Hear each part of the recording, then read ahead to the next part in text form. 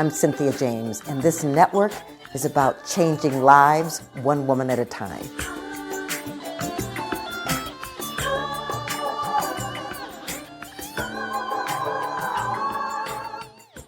Hello, and welcome to Women Awakening. I'm your host, Cynthia James, and I get the honor of introducing you to women that inspire me, women that are change makers, women that have stepped into their power and are bringing their passions to the planet. I want you to know that we do these podcasts every week.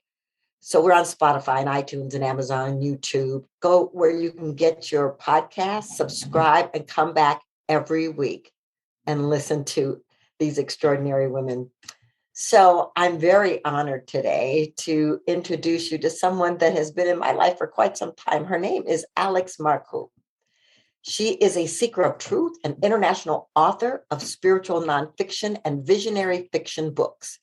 She was welcomed into the world few people see, the sacred mysteries and magic of autism.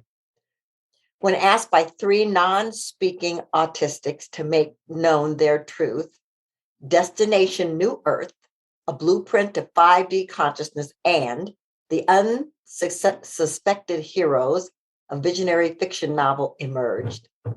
The Unsuspected Heroes is a 2021 International Book Awards finalist in visionary fiction and a 2021 American Book Fest Best Book Award finalist in visionary fiction. She is a multiple award-winning author. And in fact, her fiction readers dubbed her the lesbian Dan Brown. And #1 New York Times bestselling author Lisa Gardner called A Matter of Degrees, a rollercoaster ride of suspense. She's also a winner of Lambda Literary Award, Golden Crown Literary Award, and RMFW Penn Award. She's a screenwriter and collaborating director for Back to Salem, the short film from 2008. And her backlist novels include A Matter of Degrees, Back to Salem, and Facades. Well, Alex, welcome. Well, thank you. Thank you for the invitation. I really appreciate it, Cynthia. Well, I'm very happy that you're here, and I really want to talk about your journey as a writer, but I always like to start with inviting our guests to tell us where they came from, where they were born, how they grew up. Okay. I'm from Leominster, Massachusetts, and that's the home of Johnny Appleseed. So, my parents were hardworking tradesmen. My father's family were farmers, and that's where the apples, I guess, came in. But I was raised in the Catholic tradition.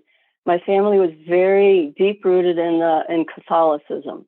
I had an aunt who was a nun, an uncle who was a priest, and as I understand it, there was a distant cousin on my mother's side who was a cardinal in the church.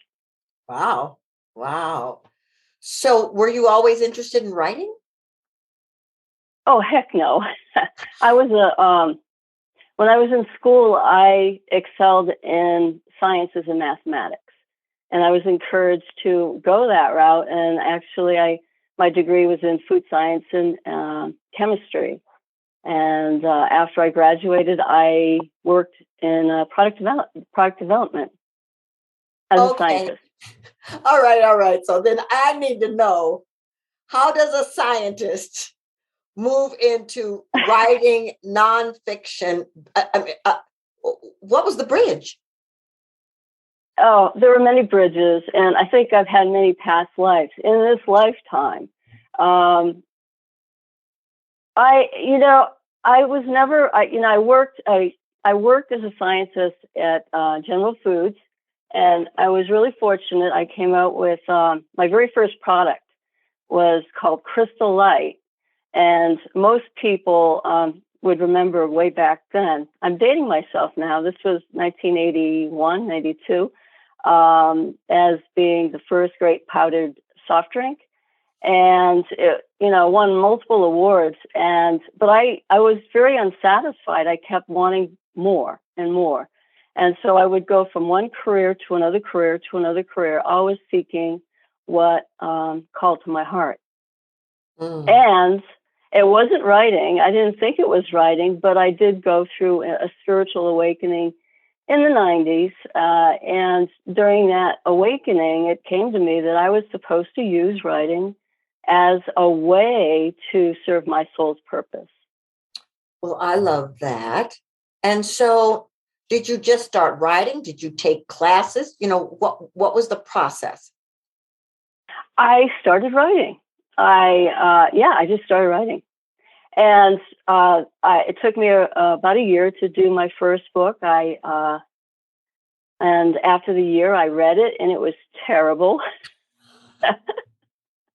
And what I did is, I ended up going into what you would call psychic development classes, and of all things. And I learned that, my exploring that psychic realm really helped boost my creativity. And within a very short period of time, I had a book, and I didn't know why I was writing it. And I sent it to the first publisher, and surprise to me, they took it. Well, so this is wonderful. And so I guess I really want to know, was the first book that got accepted fiction or nonfiction? The first book was fiction. My first three novels, they were novels. They were fiction, and the genres were anywhere from lesbian fiction to mystery to visionary fiction. Okay. There was always something. There's always something in my work to, since I was a little girl, I wanted to reveal truth. Truths that are hidden from humanity. And so I was using my novels as a means to do that. Okay, well, this is wonderful. So I've got a few questions that popped in while you were sharing that. The first one is, cool. Fiction requires character development and stories and subtext and all of this. And so did the characters just drop in, or did they come as you were writing? How did that work? Well, I mentioned I went through this spiritual development when I was in the 90s, and that was when I first started writing. And what happened is I had this story in my head, and I couldn't get rid of it. And so my son actually was newly born at the time, and he was colicky. So it was during those late night walks and talks with my son that this story just kept developing in my head.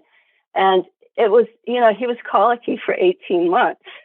And coincidentally, when I was finished writing the story, or writing the story in my head, he stopped being colicky. So in a very short period of time, I was able to just get the book out.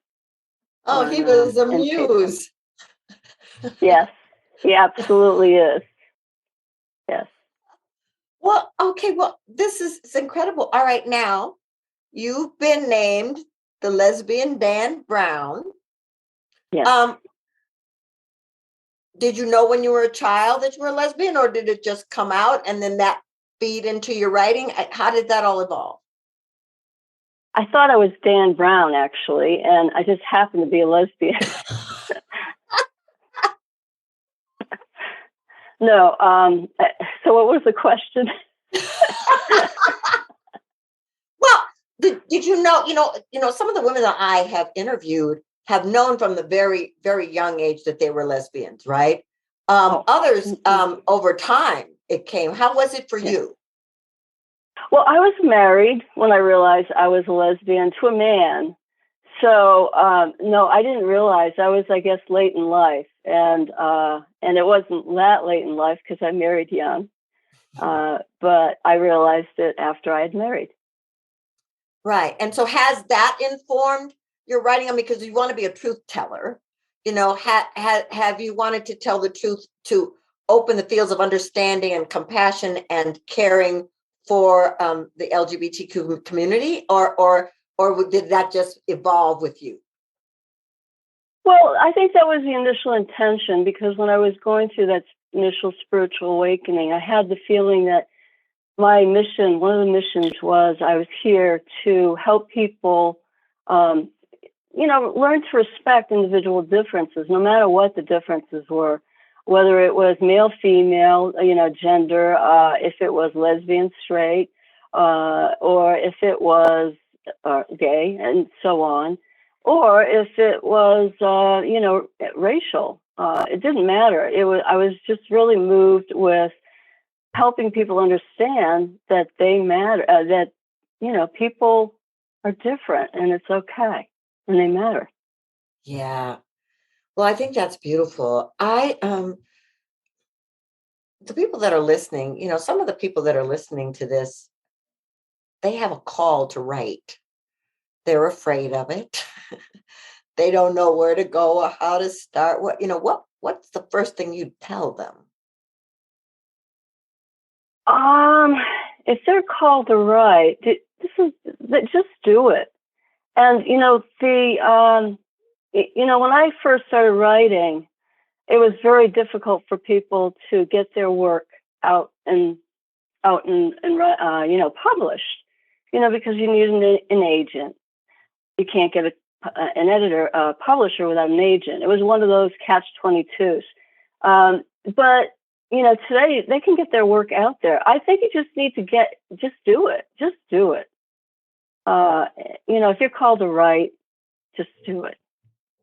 Well, yeah. And I really, I guess I really want to talk about the fact that when you're a writer, there are moments that it flows, and there are moments that you feel like, okay, I'm ready for the next thing and it didn't come in, or I'm afraid that I'll be rejected. There's all kinds of feelings. How have you dealt with the feelings, the creative feelings, and the ebbs and the flows within yourself? I haven't had a lot of ebbs and flows. Very early on, I learned that the universe has this way of communicating with you. And it took me a little bit, but I eventually learned that the universe was telling my stories. And I was able to just take what the universe is showing me and integrate it into my stories. And this is kind of one of the ways the universe tells me what is true and what isn't true.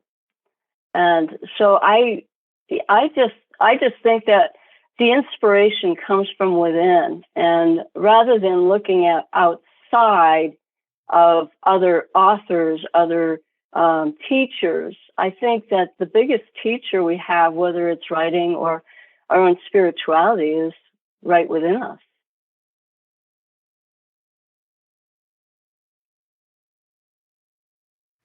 Okay, it froze a little bit. Just go back. The biggest teacher we have is.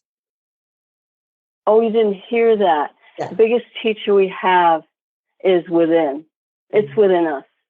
It's not a mentor. It's not a teacher, an instructor. It's within us. Yeah. Whether you're talking about writing, whether you're talking about our spirituality. Yes. Yeah. And so, do you feel that your continued, because you are a seeker, that your continued spiritual growth has informed the deepening of your writing? Oh, absolutely. I think my continued spiritual growth, it's taken me where I am today with the couple books that I've just released, which absolutely has to do with my inner calling, which has always been to reveal the truth to humanity. Yeah, great. So tell us about your latest two books. Absolutely. And I mentioned, I'm the truth seeker. So I've always looked for these truths. And about 10 years ago, I was introduced to, over the last 10 years, I've been introduced to 3 nonverbal autistics and their families. And I've developed a bit of a friendship and camaraderie with these people. And they've introduced me to their lives, their magic, and the mystery of autism. And, and what I've learned is that these autistics are truly the silent heroes that are bringing in what we call the new earth, this planetary shift in consciousness.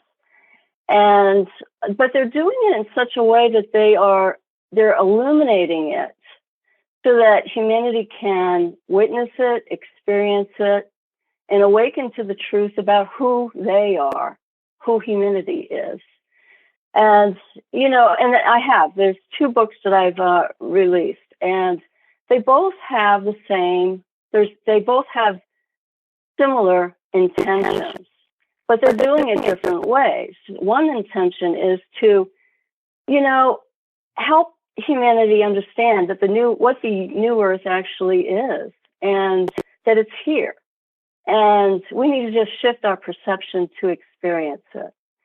And, the other thing is that, we're revealing and bringing to light perhaps one of the biggest misunderstandings on the planet, and that's autism. And I think it's perfect. It's April 1st when this is being recorded. And, this is the beginning of Autism Awareness Month.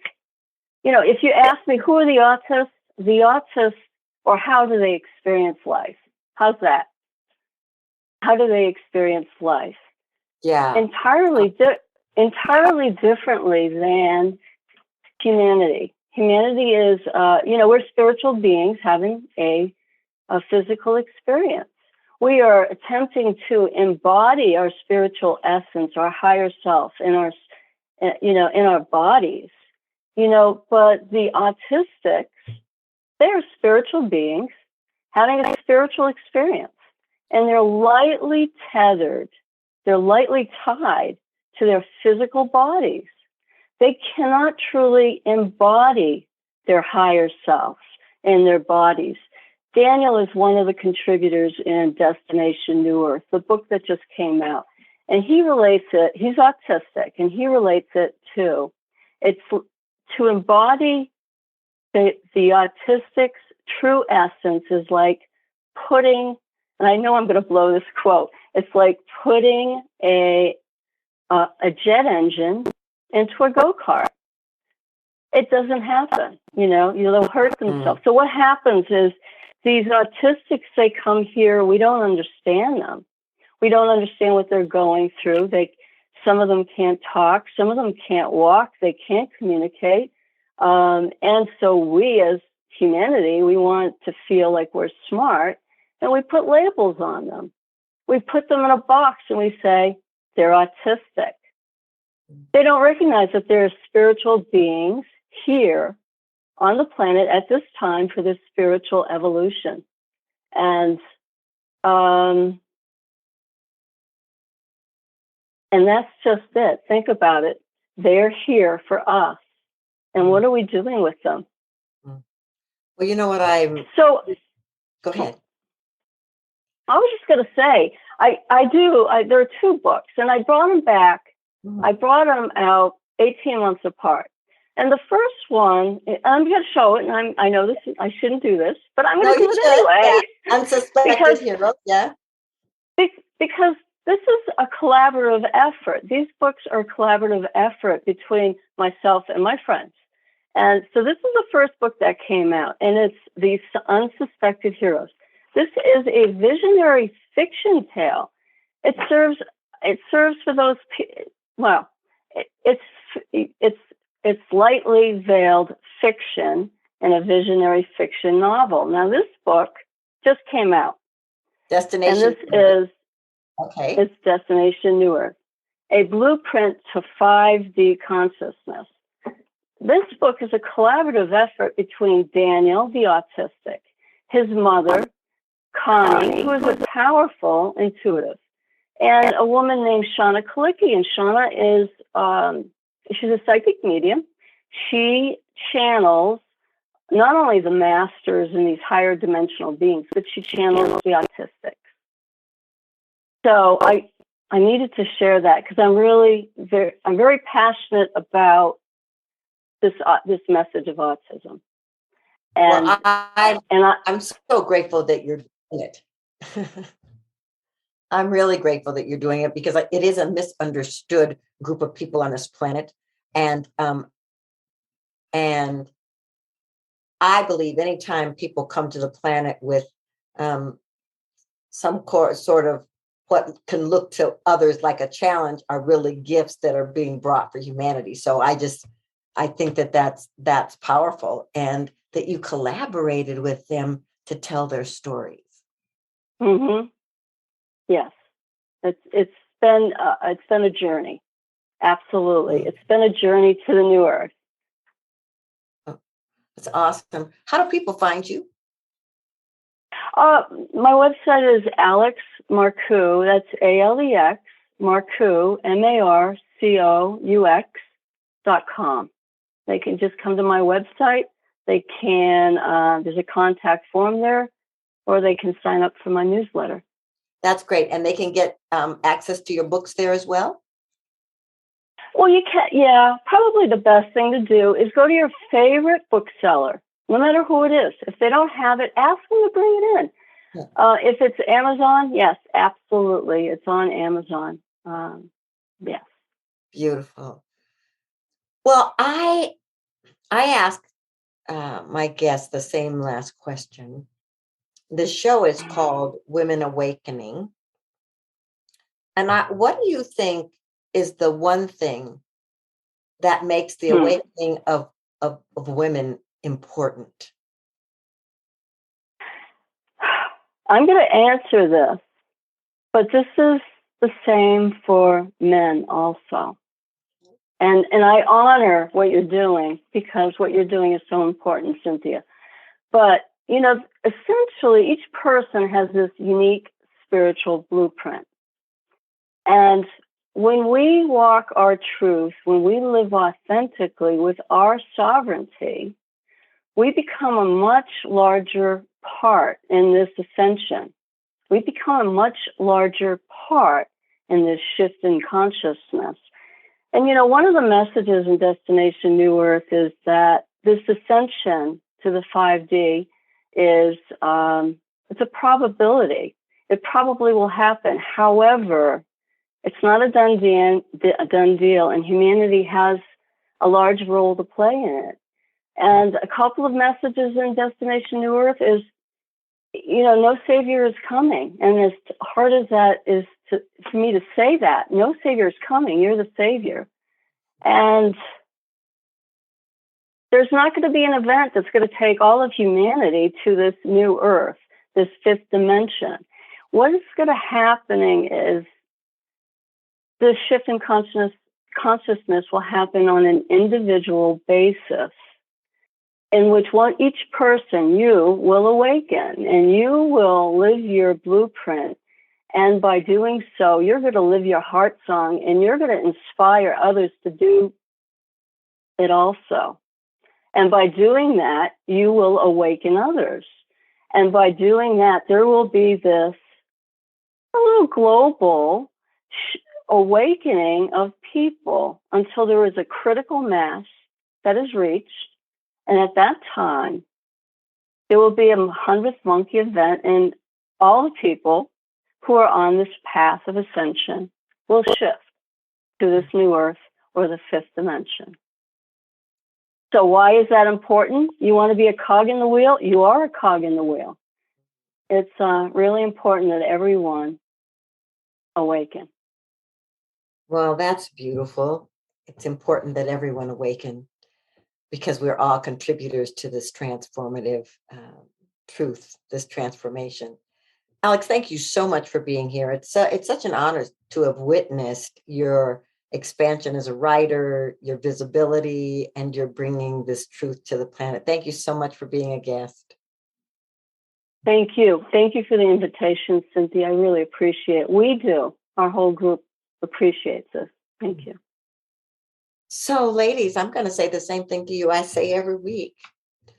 You are extraordinary. You're a masterpiece, in fact. You are evolving and expanding. You are at choice points in every single moment to realize that you're an original imprint. And so whatever it is that is calling you, whatever it lights you up, whatever you are passionate about, you get to tap into it in this moment and contribute to this humanitarian awakening. I am so grateful to be with you.